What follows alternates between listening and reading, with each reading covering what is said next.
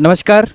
आज मैं मौजूद हूँ गोंदिया जिले के सालेकसा तहसील में। 27 तारीख जिस तरीके से पूरे भारत में कांग्रेस के तरफ से भारत बंद का ऐलान किया गया 3 कृषि कानूनों को लेकर के, बढ़ती हुई महंगाई को लेकर के, उसी तर्ज पर आज सालेकसा तहसील पूरा कड़कड़ित बंद है।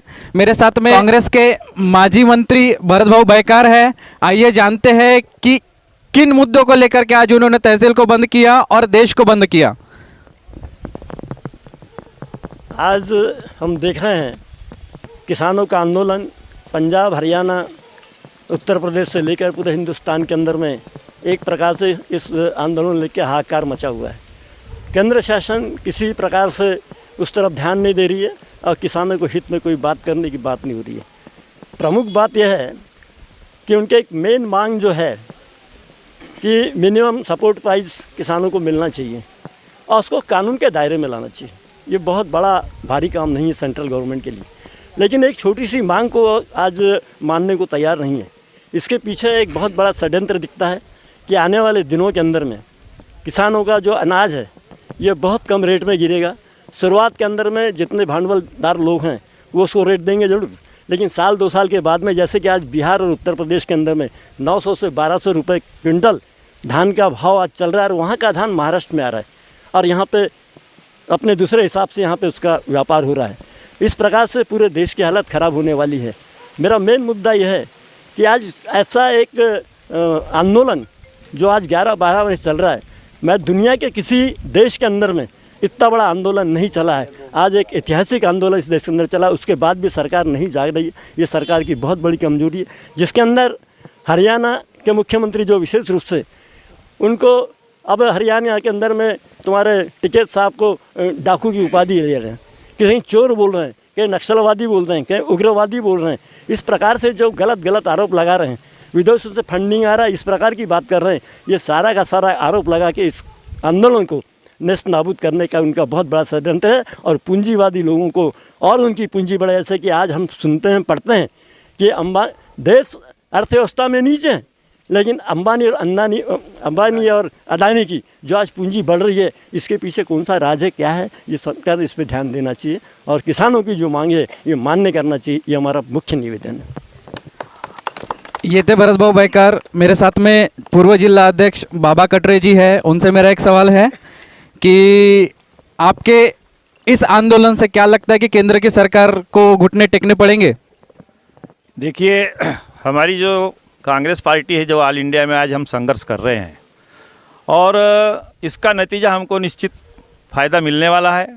सरकार को हम बाध्य कर देंगे कुछ दिन के अंदर में, क्या वो इस कानून को तोड़ेगी और कांग्रेस के माध्यम से हम किसानों को, इस देश के गरीब जनता को, इस देश के जो नौजवान है जो बेरोजगार कर रही है ये सरकार, जिसने बहुत से लोगों को बेरोजगार, फैक्ट्रियाँ बंद हो गई, नौकरियाँ बंद हो गई है, तो ये एकदम सरासर बड़े पूंजीपतियों को बड़ा बनाने की, और बाकी के लोग सब जो पुराने अंग्रेज के राज में थे कि राजा रहता था ना, बाकी सब प्रजा गरीब रहती थी, तो उसी प्रकार का ये उद्योगपतियों के हाथ में, चंद उद्योगपति इंडिया के, उनके हाथों में सारा संपत्ति देने वाले हैं और उसके पीछे हमारे सरीके लोग, हम किसान लोगों को एकदम गरीब करके मजबूर कर देंगे, उनकी पढ़ाई लिखाई मजबूत कर देंगे, हम ज़्यादा स्कूलों में पढ़ नहीं सकेंगे हमारे बच्चे। इस प्रकार का बहुत बड़ा षड्यंत्र है इसके पीछे। ये छोटी सी बात नहीं है सिर्फ किसानों की, यानी पढ़ने देना भी नहीं चाहते आगे आने वाली सरकार।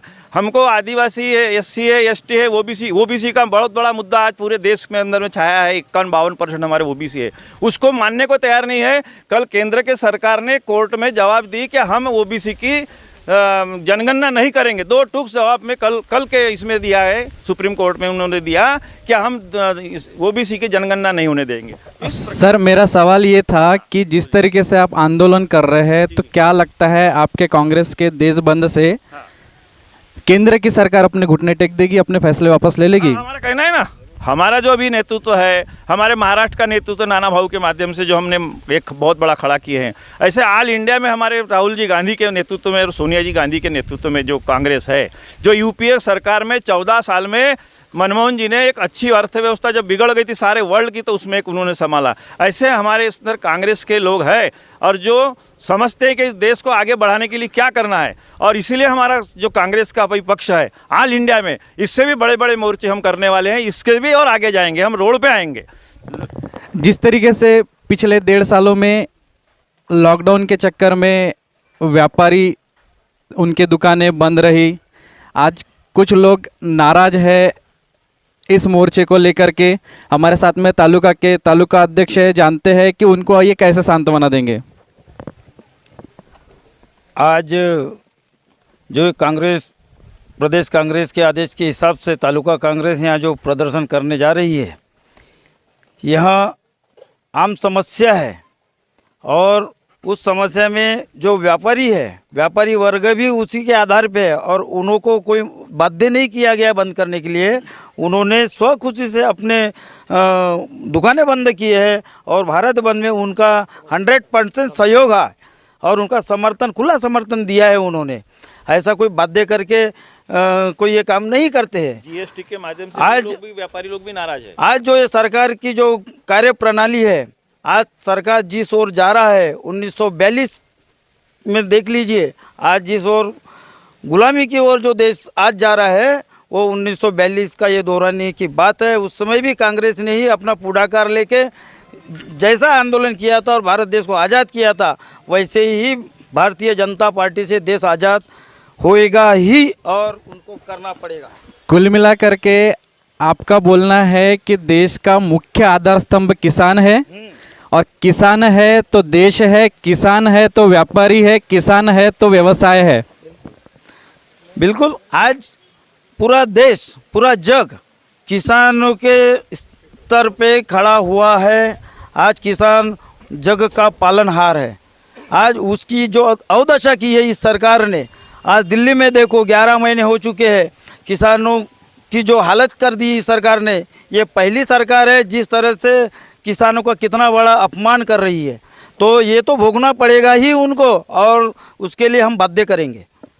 तो ये थे हमारे सालेकसा तहसील के कांग्रेस के पक्ष के नेता, जिन्होंने अपने विचारों को आपके सामने रखा है। देखते हैं कि किस तरीके से केंद्र की सरकार इनके प्रदर्शन के आगे घुटने टेकती है। मैं माइकल मिश्राम, न्यूज़ प्रभात के लिए गोंदिया।